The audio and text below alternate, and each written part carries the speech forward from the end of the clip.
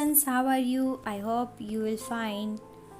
So today I am going to teach you the English subject of standard 4, unit 1, wake up, Neha's alarm clock. There are two parts in this unit, wake up. This is a poem, and second one is Neha's alarm clock, that I will explain you later. First I will explain you this poem, wake up. First I will give you the introduction about this poem, that what is in this poem. The poem is about the waking up in the morning. The poet says that even the tiniest animal has woke up. So now it's time that you also wake up. You should not be a sleepyhead. Get up, get ready and come out and play. That is your poem. यानी कि ये poem जो है वो किसके बारे में है? सुबह उठने के बारे में है। सब सारे जो एनिमल्स है वो जग चुके हैं, सबसे छोटे से छोटे एनिमल से लेके सारे एनिमल्स जग चुके हैं। तो अभी आपकी बारी है, आपको भी जल्दी उठ जाना चाहिए, जल्दी से रेडी होके खेलने चलो। ऐसे ये आपकी एक पोएम है, बहुत इंटरेस्टिंग है, ध्यान देके सुनोगे तो आपको बहुत इजी लगेगी। ठीक है, चलो स्टार्ट करते हैं। Wake up, it's a lovely day, oh please get up and come and play. The birds are singing in the trees and you can hear the buzzing bees. उठो जागो, बहुत प्यारा दिन है, अरे कृपया करके उठ जाइए, आओ और खेलें। पंछियाँ यानी कि बर्ड्स जो है वो पेड़ों पर गा रही है, आप मधुमक्खियों की भिनभिनाहट को भी सुन सकते हो। Second stanza.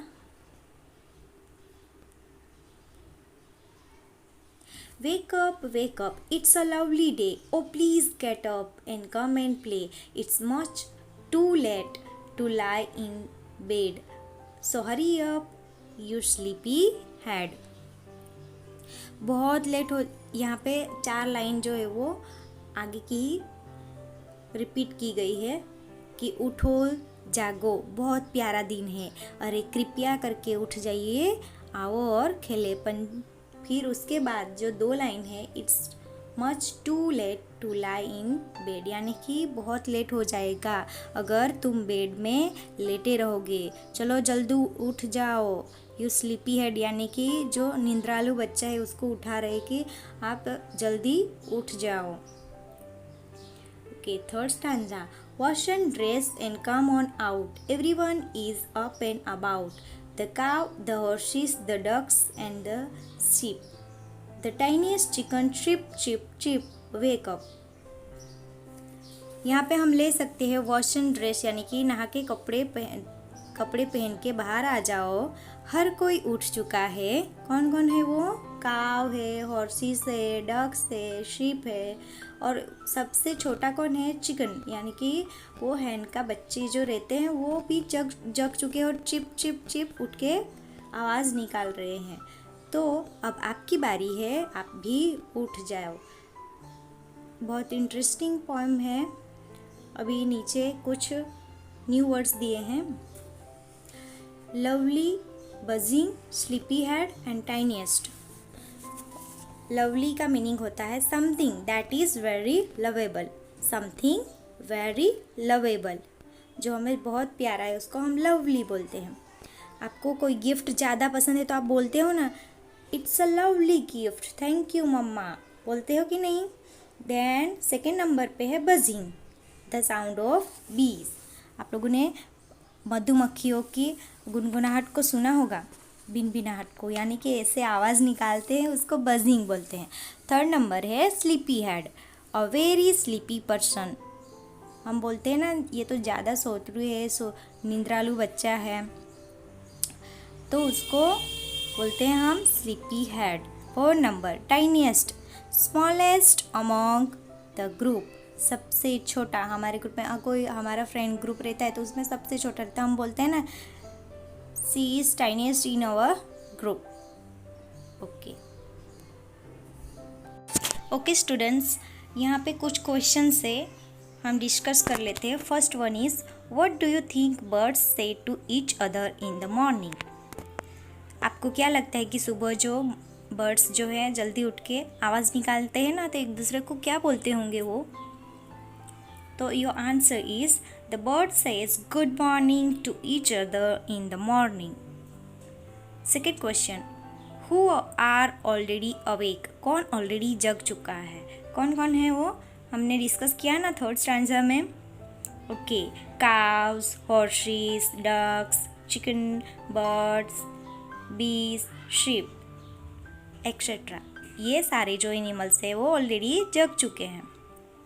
Number 3, which creatures wake up in the morning before the child does. ये इस पे सेम आंसर आएगा कि कौन से क्रिएचर्स बच्चे के जगने से पहले जग चुके हैं। तो कौन कौन है वो? यही वाला है, cows, horses, ducks, chicken, birds, bees and sheep. Next,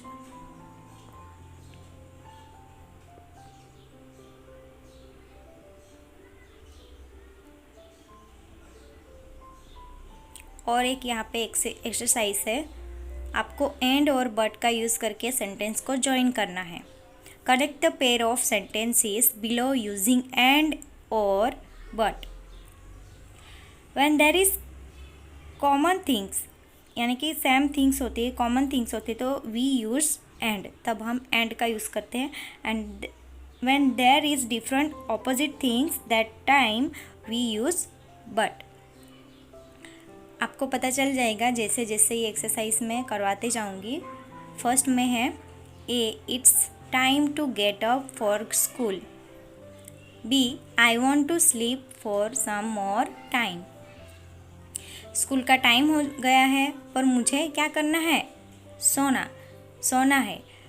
school का टाइम हो चुका है लेकिन मुझे थोड़ा और टाइम सोना है। लेकिन के लिए क्या यूज़ करेंगे हम? But. It is time to get up for school, but I want to sleep for some more time. Second, Sheila got some chocolates for her birthday. B, she got some new clothes too. बस शीला के बारे में ही बात की गई है, similarity है ना, तो हम एंड का यूज़ करेंगे। Sheela got some chocolates and some new clothes for her brother. ये सेंटेंस दूसरी तरीके से भी आप लिख सकते हो। उसमें आएगा Sheela got some chocolate for her birthday and she got some new clothes too. ऐसे दो तरीके से आप ये सेंटेंस लिख सकते हो एंड का यूज़ करके। Third one is everyone has gone to sleep, I want to read my book. Opposite है, देखो सब सोने गए हैं पर मुझे क्या करना है? लेकिन मुझे बुक पढ़नी है। तो लेकिन के लिए हमने आगे जो वर्ड यूज़ किया बट। तो कैसे बनाएंगे सेंटेंस कि everyone has gone to sleep but I want to read my book. Last one, A, Raju plays cricket. B, he also plays hockey. दोनों सेंटेंस में बात किसकी करी है? राजू के बारे में, सिमिलैरिटी है, तो एंड यूज़ करेंगे हम। Raju plays cricket and he also plays hockey. ये एक तरीका है। दूसरा तरीका है Raju plays cricket and hockey. Okay, next exercise, fill in the blanks according to the example given below. Tiny, tinier, tiniest. आपको यहाँ पे डिग्री यूज़ करके ब्लैंक्स फिलअप करनी है। टाइनी का क्या है? टाइनियर और टाइनीएस्ट। तो बिग का बिगर, बिगेस्ट। स्लीपी, स्लीपियर, स्लीपीएस्ट। लवलियर और लवलीएस्ट दिया है, उसका आएगा लवली, लवलियर, लवलीएस्ट। लेटर लिखा है, उसका आएगा later, latest. Then next one, round, rounder, roundest, small, smallest, sorry small, smaller, smallest. Last one, good, gooder नहीं आएगा, क्या आएगा, बेटर आएगा। Don't forget this, good, better, best. Okay okay Neha, सलाम क्लॉक में नेक्स्ट पार्ट में आप लोगों को एक्सप्लेन करूँगी। Bye everyone.